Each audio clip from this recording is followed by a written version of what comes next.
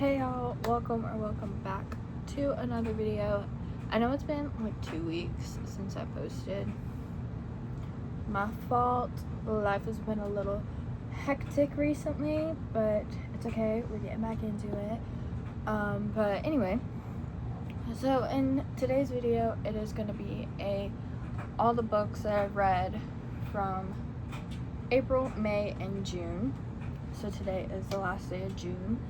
I already did a video of every book I read for the first 3 months of the year. So January, February, and March. So if you want to go look at that, you can. I have to go get the books because I don't have them yet. I honestly, life has been so crazy and so many things have changed in my life recently that I don't even remember what books I've read. I remember what books I've read in June, but not in April or May. Like, I couldn't tell you a single book that I read. Honestly, I couldn't tell you a single book that I read in the past, year. Starting in January to May. Can't tell you a single book I read because, I don't know, life has just been throwing some punches at me, but that's okay. I'm sure once I see the list and I get the book in my hands, I will remember what I read. But yeah, so let's just get going and let me go find the books. So we're gonna start with April's books. So in April, I read 2 books. I read The Housemaid by Frida McFarlane. Typically, I don't really enjoy thrillers. I never really have. I've always been more of a lover than a fighter type girl. And I mean, this does have a love story to it, but not really. There's a little bit, but not much. But anyway, so I rated this a 4.5 stars. Mainly, I think really the only reason why I didn't rate it a 5-star because I genuinely could not put this book down when I was reading it. I remember that. But I did low-key predict the end, somewhat. I didn't fully predict it, but my prediction was pretty spot on, considering how the first thing really that you hear about Frida McFarlane books are, the plot twists are crazy, you're never gonna guess what happened in the end. And I think my prediction was pretty similar. It wasn't exactly similar. It wasn't exactly what happened, but I'd say it was pretty spot on considering that it is a Frida McFarlane book. But I did really enjoy this. Yeah. Next is Miss Onyx Storm by Rebecca Yarros. I rated this a 4-star. Not because it was bad, because it wasn't. It was good. I love Fourth Wing so much. Honestly, I don't even remember why I rated this a 4-star. I'm gonna have to go look back at my what I wrote. I think it was just really honestly, I can't remember. I cannot remember. Let me go get my review right quick. My little book journal. Let me find it. Okay. Aha. Okay. So this is what I wrote. I'll read the one for the Housemaid. So this is what I wrote for The Housemaid. I said, I liked it, but I did kind of guess the end. As soon as I read the first chapter, in part 2, I knew what was gonna happen. I thought the end was a little rushed, but still good. So that's what I wrote about that. And then this is what I wrote about Onyx Storm. So I said it was good, but not as good as the other ones. I wish Rhi was in it a little bit more. Also, I can't wait for the next one. Vi almost turning is wild. But also, I need more Vi and Rhi scenes in the next one. Sorry if that was a spoiler. But it's true. Violet and Rhi, they have such a good friendship. And I'm trying to move you, but it's not really working. Okay, there we go. Violet and Rhi, they had such a good friendship, especially in book 1 and book 2. They kind of got a little tested there, but I feel like they had such a good connection. And in a lot of these like fantasy type books, I feel like the main couple gets so much of the focus, and everything is just always about them two, and then like the war or whatever, which I'm not saying that's a bad thing. It's a good thing. It's very entertaining. But also, I love when there's like a best friend element into books. Like, it's not always just about the main couple. There's, the girl has a best friend, and then the boy has a best friend, and we kind of get equal scenes with each different kind of couple. I love when that happens, and I love when there's a funny little scene they're not talking about the main conflict. They're not talking about their relationships. They're just doing normal, everyday things that normal people would do.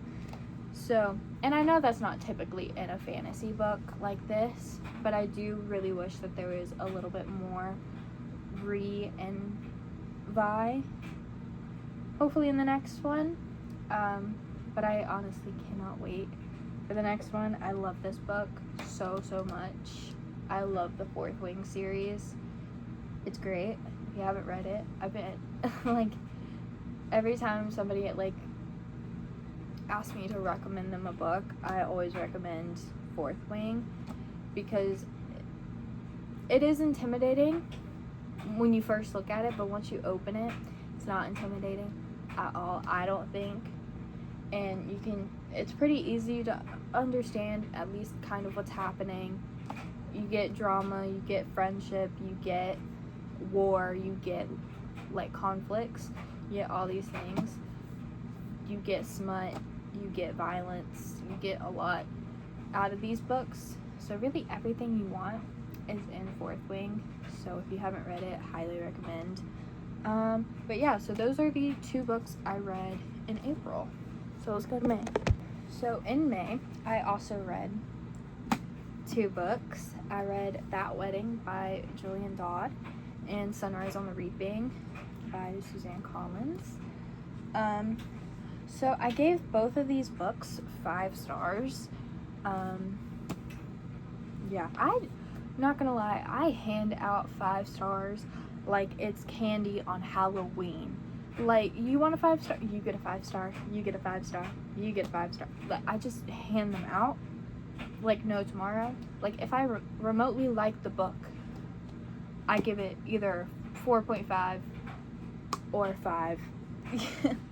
But anyway, so the first book I read is That Wedding by Julian Dodd. This is the second book in That Boy series, which is a really good series. If you haven't read it, again, I mean, I'm only 2 books deep, and I love it so much. It really is a great, cute little series. There's a little bit of smut, not too much though.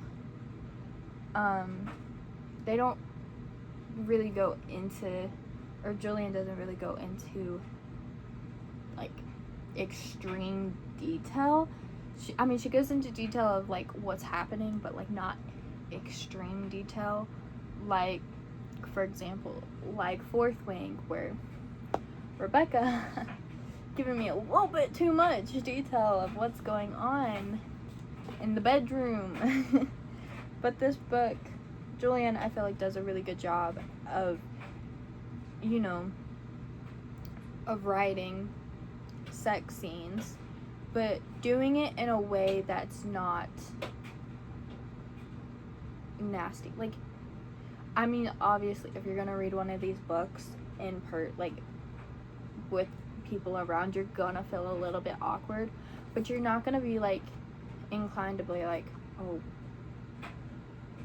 like kind of be embarrassed about it. Like, it's gonna be awkward, but you're not gonna be like, oh my gosh, like I should not be reading this and with my mom driving the car right now, or you know what I mean. So she just does a really good job at like kind of keeping it classy, but also giving you that detail that you want. It's not,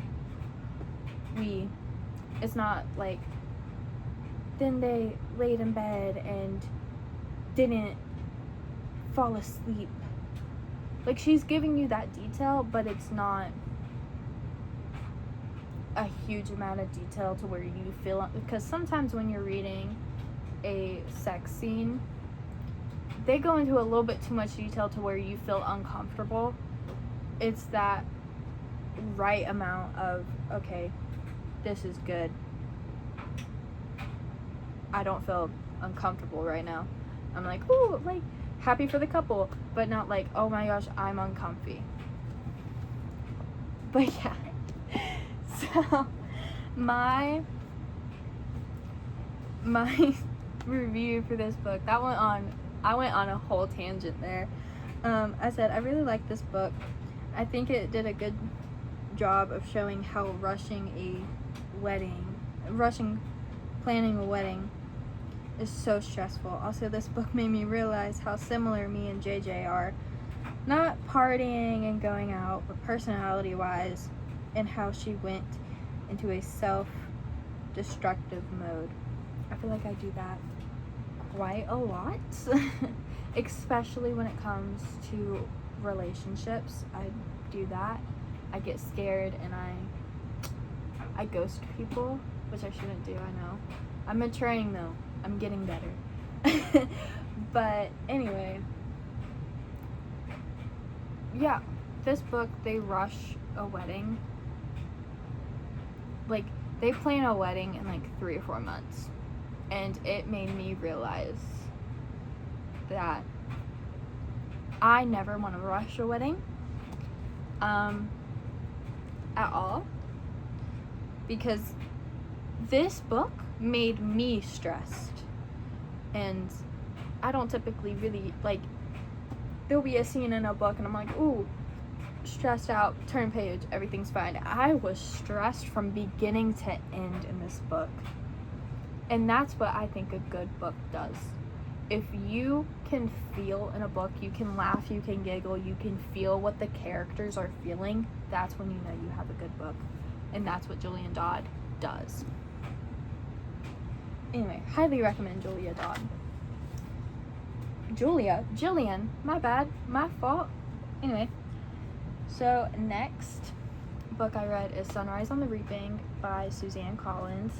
This is, I guess, the 5th Hunger Games book, but 2nd if you're going like chronologically in order. So this is Haymitch's story, and I feel like I am the only person on the planet who did not cry while reading this book. I really enjoyed it, actually. I didn't cry because in like middle school I went through a phase where I just watched so many Haymitch's Games theories. Like, there was a good like 3 months of my life that was that's all I watched every day, all day. So like I feel like I kind of already knew what really was going on with him and his story. None of it was really a shock to me.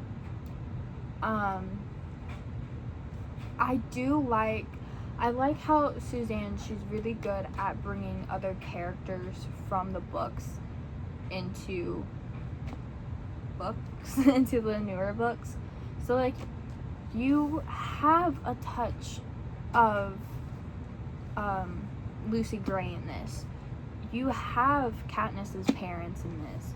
You have Peeta's parents in this. Like Peeta's dad in this. You have all these characters from the original trilogy, and you have characters from the Ballad of Songbirds and Snakes. Like, you have all these people in these books, and I really love how she does that, because I feel like sometimes authors, when they write a prequel, it's just like one character that's the same, and it's an entire new cast. So I like how she keeps a lot of the same people, but also introduces new characters, like Effie's in this. I love that. So that's really what I wrote in my review. I said it was really good. I like how Katniss's mom and dad and Peeta's mom and dad was included. It was also interesting to find out how Haymitch became the way he was in the OG books. Also, the end with Katniss and Peeta was cool. So yeah, I mean, something shocked me. Again, not really a lot shocked me.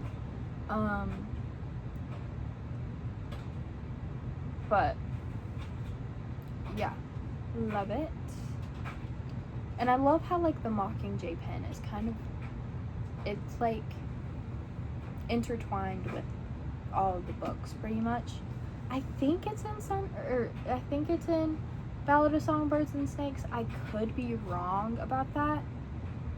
It might be, it might not be. I'm not completely sure, but I know it's in this one. Maybe it's not. Is it not? It might be. I think it is. But yeah, two really amazing authors. If you haven't read any of That Boy or Hunger Games, highly, highly, highly, highly recommend you do. They're just really good reads. So anyway, next is June. So let's go. So I read a total of 3 books in June. I am currently in the middle of the 5th Harry Potter book, but since I didn't finish it in June, I'm not gonna count it. But anyway, so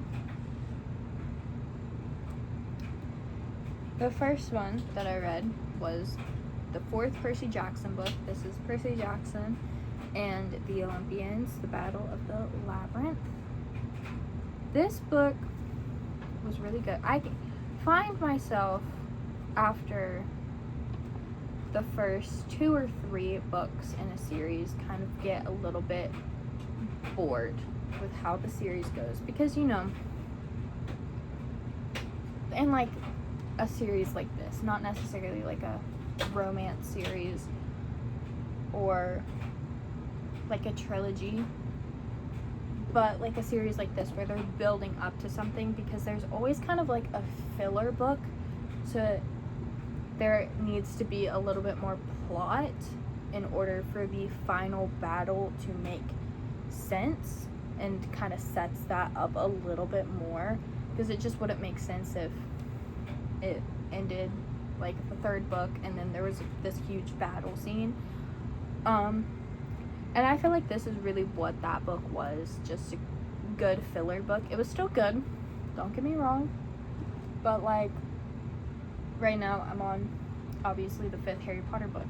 I feel like that is just a filler book. I mean, it's setting up to get to the final battle in the 5th or the 7th book with, you know, Voldemort and Harry and Hogwarts and the Death Eaters and everybody. It's setting that up. It's kind of starting the plan for that big battle, where this is also kind of setting up for that last final book, which is still good, don't get me wrong, but yeah. So that's why I gave this book a 4-star. just because I did find myself getting a little bit bored. Not normally with Percy Jackson or really any book that I'm reading, I'm kind of thinking about it throughout the day. I didn't really find myself thinking about this book too much or wanting to pick it up. I mean, obviously I did, but it was like a good like lounge book for me. So I said I really liked it. It was a good book to build up to book 5. When Annabeth kissed Percy and he still didn't get that she is in love with him. Boys, that's what I wrote. Just boys. Like, she literally kissed him and he still doesn't get it. I mean, I know he's like 15 in this book? 14, 15? But come on, Purse. My bookmark fell out. Like, come on. Like, I know you change schools all the time, but you can't be that dumb. Guys are just so oblivious to literally everything. And then I read Gilid by V. Keeland. I hope I'm saying that right. I'm so sorry if I'm not. This book I liked a whole lot more than I thought I would, because honestly I bought this book because I thought it would be like a cutesy little read, nothing too impactful, nothing too special. I thought it was just going to be like a fun little read that I could do while I was tanning. I didn't really want to take it that seriously, but this book made me feel things. It was really good. I did give it a 3.5 star though, just because of how mad the characters made me sometimes. Because I know I literally just said that if a book makes you feel something, then that's how you know it's a good book. But I think if a book is making me pissed off all the time at the characters, I mean, it's still a good book, but it's not that enjoyable to read, if that makes sense. But this was still a really good book. I really grown to like the characters towards the end, especially when you get some backstory. I thought that it was pretty good. But anyway, so my little review was, it was a good book. However, Wilder did piss me off a lot, but after learning more about his backstory made me realize why he is the way he is. Sloane is a queen though, and she is a queen, and we love her for that. Wilder though,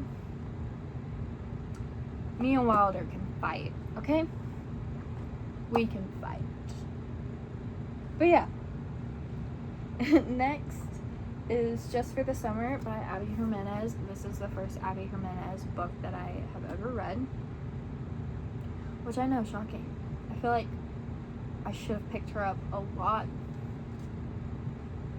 earlier, especially where I love Haley, I don't know how to say her last name.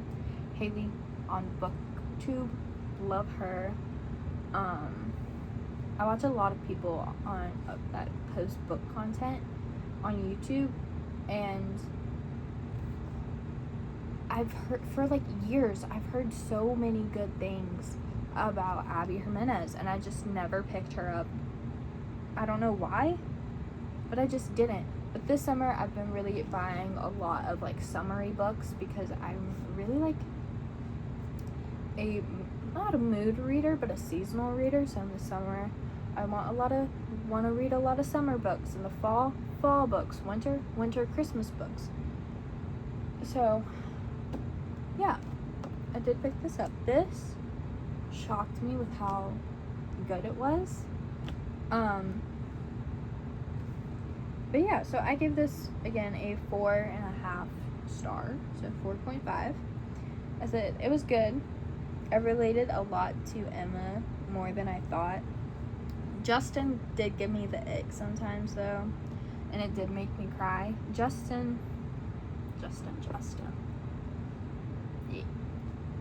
He did give me the ick a few too many times for me to give this book a 5-star.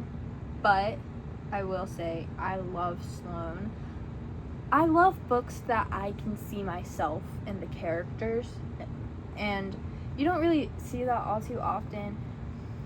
I mean, like, I can see some character traits that I notice between me and Violet and Fourth Wing, or me and Hermione, and me and Luna, and Harry Potter.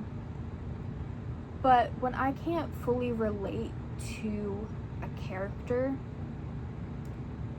like, it just means so much more where I can see a lot of myself in a character and a lot of my same characteristics, like, in a main character, because I feel like I just like the book a lot more, because I'm like, oh, I can relate to how she's feeling right now, and I can kind of put real world feelings into a book that simulates real world but isn't. And yeah, I'm like, well, if she can get through this, then I can get through this too, because it's similar situations. So that's one thing I really love about reading, is you can find books where you can really relate to a character and see a lot of yourself in a character and kind of get hope from it. And yeah, so those are all the books that I've read from April, May, and June. So I hope you guys enjoy this video. I know I said like months ago that I was gonna do like a little life update video, and I'm still thinking about doing that, but next Monday is my birthday, so I'm so excited for that. I don't really have anything planned though. I never really have anything planned for my birthday because it's typically the week we go on vacation, but we're not going on vacation that week this year. We're going towards the end of July, which is fun. Obviously, I'm gonna vlog there and do my little travel vlog and my little, pack with me that I do every year or every time I go out. But yeah. Yeah, so I hope you guys enjoyed this video.